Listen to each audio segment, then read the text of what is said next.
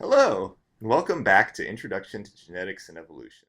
In the previous videos, we talked about basic evolutionary principles and how evolution by natural selection is a mathematical inevitability. We also talked about how, despite this, there is some variation in how well people accept the truth of evolution and allow it to be taught in various schools. So in this lecture, we'll talk a little bit more detail about some of those basic principles of evolution, and we'll go into some of the evidence for evolution and common descent of species, common ancestry of species. So first, evolution has two fundamental processes. Okay? So you can have change within a lineage. So if you were to go far back in time, 60 million years ago, ancestors of the modern horse stood only about half a meter tall. Over the course of time, over the last 60 million years, you've had the evolution of the modern horse, which today stands on the order of almost 2 meters tall. So we have this change within a lineage. These pictures, by the way, don't necessarily depict actual horse ancestors, but they show fossils that were present at the same time as the presumed horse ancestors. Okay? The other fundamental process within evolution is the formation of new lineages, or this idea of common ancestry of species. So if you were to go back, many millions of years ago, horses, donkeys, and zebras all shared a single common ancestor species. But then they had the split of this single species into what became three new species. One of them evolved into the modern horse, one evolved into the modern zebra, one evolved into the modern donkey. So from taking these two processes, there are two fundamental principles of evolution that I'd like to emphasize. The first is that much of evolutionary change, much of what's happening within a single lineage, is caused by natural selection. And it's this natural selection that produces the appearance of design that I talked about in a previous video as being something that sometimes causes confusion for people and misunderstanding. The other thing is that all species, not just a subset, all species share common ancestry. That not only do horses and donkeys have a common ancestor, but horses, donkeys, and pigs have a common ancestor. Horses, donkeys, pigs, and mice have a common ancestor. We share a common ancestor with them. Flies share a common ancestor with us. Coral shares a common ancestor with us. Sunflowers share a common ancestor with us. And even the amoeba shares a common ancestor with us. There is a presumed single origin of life that then produces all the diversity that we see on the planet today. We'll talk about that a little bit more extensively in a later video. But let's go from this into some predictions that come from this idea that most evolutionary change comes from natural selection and from the presumed common ancestors. Some of these we've already touched on in previous points. First, if life originated on Earth a single time in the distant past, then what we should see is when we go way back in the fossil record, the earliest detectable forms of life should be very primitive, should be very, very simple. And only later should you see some modern forms. Now, it's possible that later you'll also see some simple forms, but the earliest form should certainly be simple.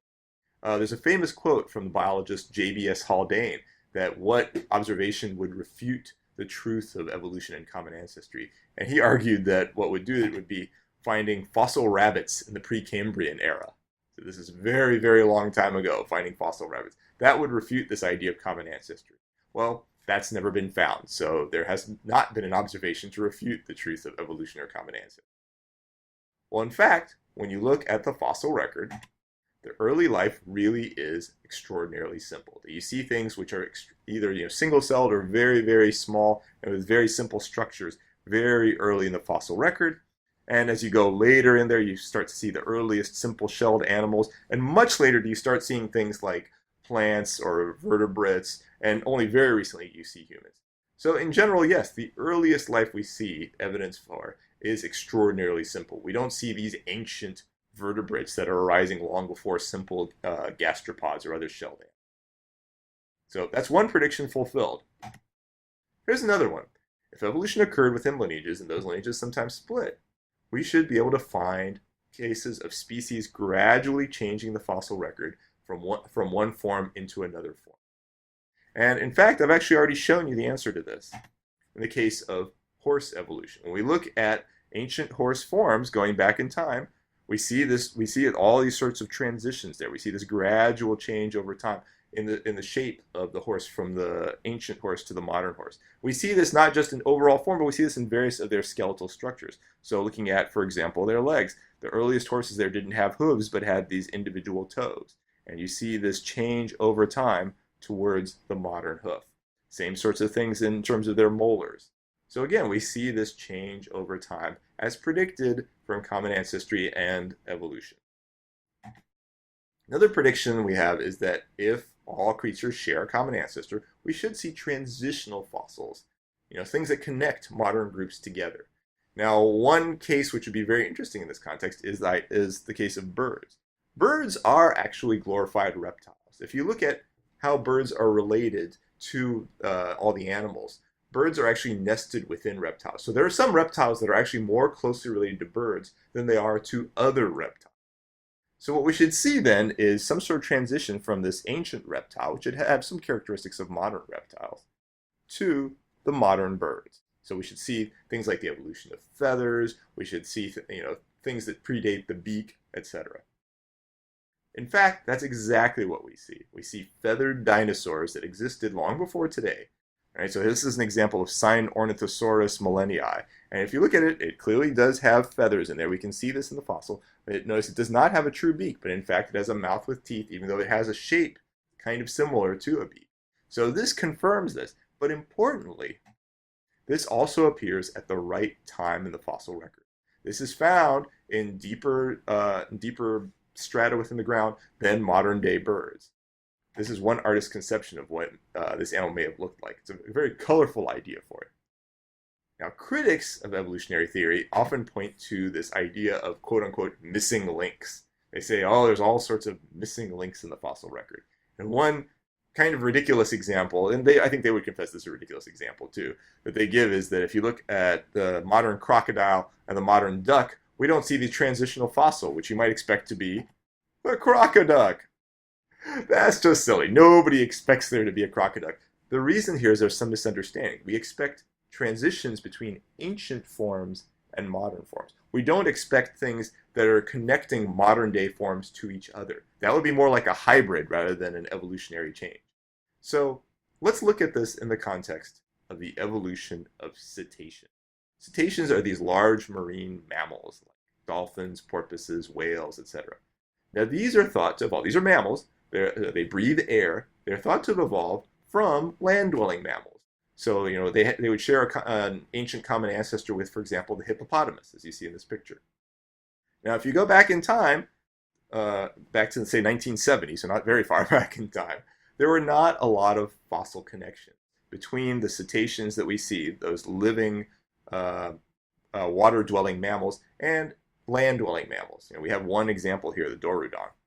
Well, again, as we started going through the fossil record between 1970 and today, more and more transitional fossils were found. So I'll click through a few of these quickly. You don't have to know them. You don't have to know their exact names, but just to illustrate the point of finding these missing links over time. 1979, we have this form found. 1993, another transitional form. 2000, another transitional form. 2001, another transitional form. 2007, another transitional form.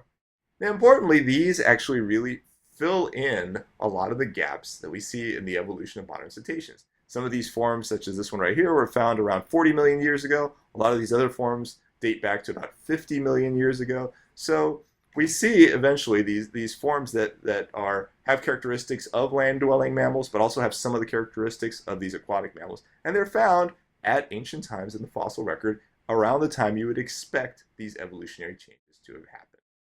So there are not actually so many missing links as people would have you believe. There are some still missing, but that doesn't mean they don't exist. That's a very important point. So I talked so far about a few predictions of common ancestry and evolution over time, driven especially by natural selection. Let's change gears a little bit, and let me talk about some retrodiction.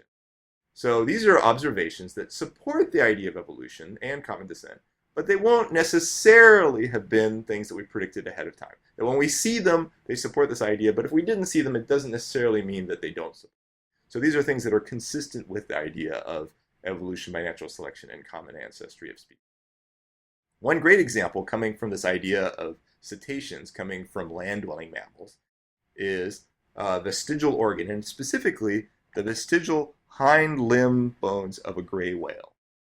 Gray whales don't have legs sticking out of their back, yet we see these hind limb bones there. This is very difficult to explain, except in the context of common ancestry, that ancient forms related to the modern whales actually did have these hind limbs. And over time, they lost the hind limbs, but a couple of the bones have actually persisted over time. So this is a vestigial organ. It serves no known function in the modern gray whale, but it is something indicative of its evolutionary history. Here, by the way, is a picture of Jerry Coyne pointing at the hind limbs at a museum in Harvard. By the way, I should point out a lot of the examples I'm giving here are taken from a presentation by Jerry Coyne and are discussed in his book, Why Evolution is True. Another example related to vestigial organs is vestigial genes. These are genes that we see in our genome or the genomes of other species, but they don't work. They actually have some sort of disruption, so they don't actually produce the proteins or the structures that they do in other taxa when they're normally functioning. So one example here are the genes for making yolk proteins in mammals. So mammals, as you know, don't produce actual yolk. They produce this empty sac that appears in the embryo and doesn't have vitellogenin. So this is not something that's useful at all. Yet, the genes for making these yolk proteins are actually found in mammalian genomes. Why would this be? Again, it makes sense in the context of common ancestry that some of our ancient ancestors actually did make these yolk proteins. When we stopped needing them, they stopped making the protein, but the gene is still there, some remnant for it. If we don't take vitamin C, we get the disease called scurvy. We have to get vitamin C from our diet. But most other mammals, except for guinea pigs, actually produce their own vitamin C. Now, we have the genes for making vitamin C, but they're broken. So why would this be? Again, it's indicative of this change over time, that we have ancestors that actually did make their own vitamin C, and then there was an evolutionary change that made us stop doing it. The last one I'll mention is olfactory receptor proteins, that we primates are definitely lacking a lot of olfactory proteins that a lot of other mammals have. We can't smell nearly as well as a lot of other mammals. Yet, those proteins, the genes for making them, are still found in our genomes. They just don't work. Let me talk about another set of retrodictions. These are related to biogeography, basically where animals are found or where plants are found in the world. Well, what we see in terms of biogeography is that when you look at very isolated oceanic islands, they tend to have many native birds and insects, but they lack amphibians, mammals, or freshwater fish that are native to those islands. Now, why would this be? Now, if life just spontaneously arose in multiple places, you'd think it would be just as likely to arise spontaneously in a continental area as in an oceanic area. But you don't see these particular forms in these very isolated areas. Well, there's two explanations. One is that, life spread across these continents, and the only forms that are found on these isolated oceanic islands are the ones that could get there, right? The ones that were able to fly over there. The alternative hypothesis is that mammals or amphibians can't live well in these oceanic islands. Well, we can test, and we have in fact tested unintentionally, the latter hypothesis. Mammals and amphibians have been introduced to isolated oceanic islands, and they do extremely well sometimes. Here are two examples from Hawaii. The cane toad, which was also introduced to Australia, which is both a continent and a very large island. It has done extraordinarily well there. This is an amphibian. It went in there. It's destroyed tons of the native fauna that are present on these islands. So clearly, it's okay. The Indian mongoose shows an example of a mammal that was introduced to Hawaii, and again, killed off a lot of the native fauna, and it's a big pest species there. But they can live on these oceanic islands. So we hypothesize that the reason that they're not found on these islands is because they couldn't get there. Another retrodiction related to biogeography is that the most similar species to those you'd see on oceanic islands. So if let's say you have some birds on an oceanic island, you should expect their nearest relatives, or the ones most similar to them, should be the ones on the nearest mainland. Again, indicating this idea that the animals that got to islands that became native species there over a long period of time are ones that were able to fly over there from the nearest continent.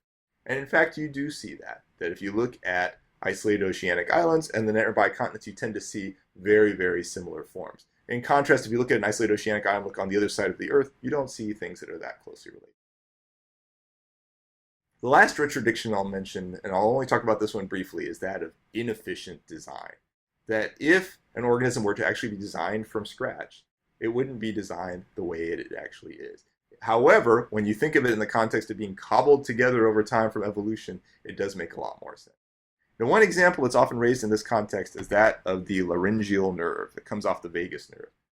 Now, in fish, this branch off the vagus nerve, it has a pretty short little transit down to the gills. No problem at all.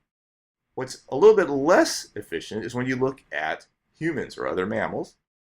So here's this laryngeal nerve loop. Comes down, loops under the aorta, and then comes all the way back up to the larynx.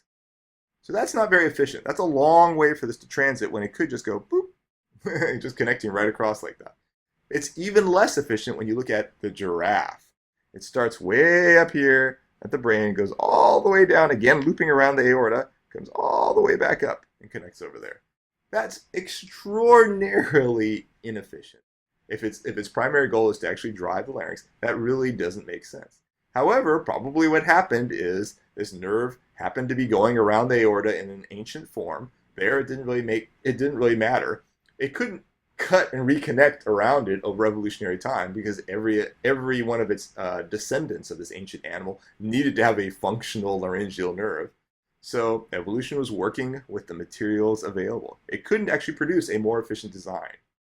You can think of it in the context of retrofitting a house without ever turning off the electricity or water.